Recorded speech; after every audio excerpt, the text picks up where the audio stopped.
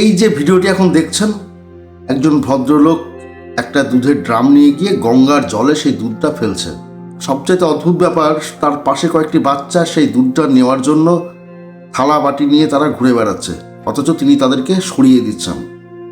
এই প্রশ্নটা একবার আপনি নিজেকে নিজে করুন যে আমাদের দেশে এরকম অনেক খাবার নষ্ট হয় যেগুলো আমরা মন্দির বা মসজিদে গিয়ে ঈশ্বরের উদ্দেশ্যে দান করি।